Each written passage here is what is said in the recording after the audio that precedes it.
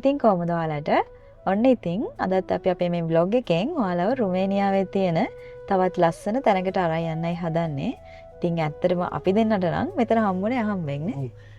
අපි ටනිසා ඩෑම් එක පහු කරලා සාමාන්‍යෙන් කිලෝමීටර් 2-3 වගේ ඉස්සරහට යනකොට අපි දැක්ක කන්දක් උඩ තියෙන ලස්සන චර්ච් එකක්. ඉතින් අපි හිතුවා උඩට ගිහිල්ලා බලන්න. එහෙනම් අපි උඩට ගිහිල්ලා හම්බෙමු.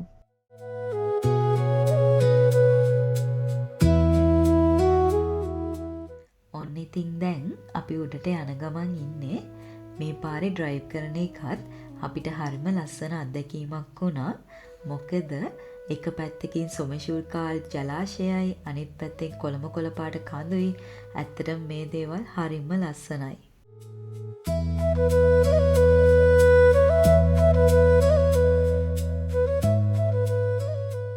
බලන්නකො ඉතින් මේ වටේම තියෙන ලස්සන.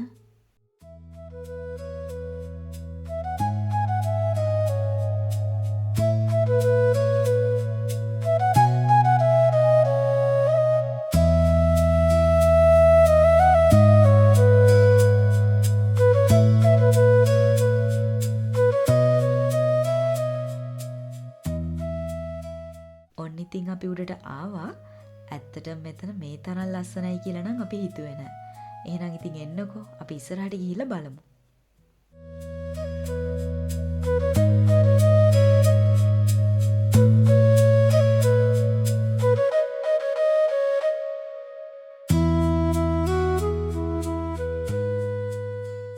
ඉතින් මේ තියෙන්නේ සෙන්ට් බැසිල් ද ග්‍රේට් මොනස්ටරි.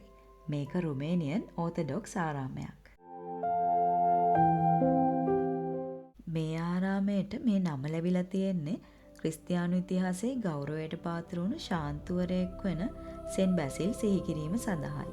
දුප්පත් අයට කළ සේවයත් දක්වපු කරුණාවත් නිසා අදටත් බොහෝ ක්‍රිස්තියානුවන් එතුමාව ගෞරවයෙන් සිහිපත් කරනවලු.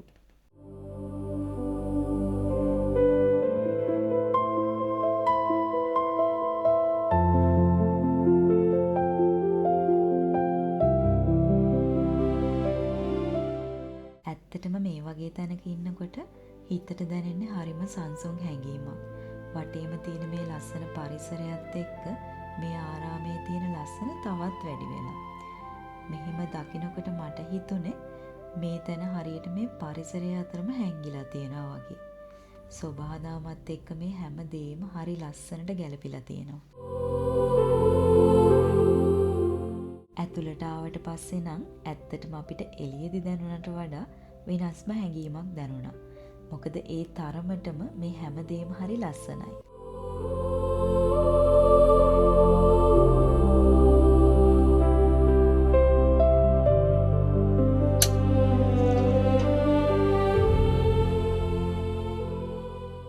ඉතින් අපි ටික වෙලාවක් ඇතුළට වෙලා ඉඳලා පස්සේ මෙතෙන්ට ආවා මේ ඉටිපන්දම් පත්තු කරන්න. ඇත්තටම මේ වගේ පොඩි පොඩි අත්දැකීම් තමයි මේ වගේ ගමන් තවත් විශේෂ කරන්නේ.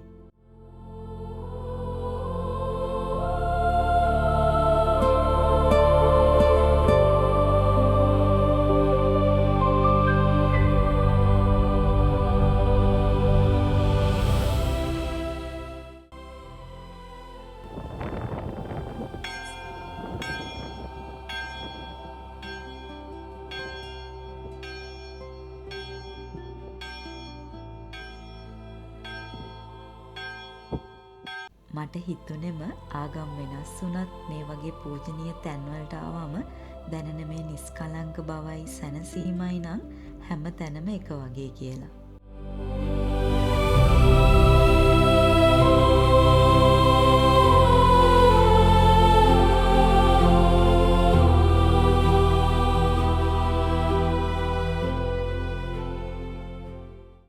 සමහර වෙලාවට අපි හොයන්නේ නැති තැන් තමයි අපිට ලස්සනම අත්දැකීම් ලබා දෙන්නේ. ඉතින් ඒ වගේ ලස්සන මොහොතක් ඔයාලත් එක්ක බෙදා ගන්න ලැබුණ එක ගැන අපිට ගොඩක් සතුටුයි. අද අපේ මේ vlog එක බලපු ඔයාලා හැමෝටම ගොඩක් ස්තුතියි.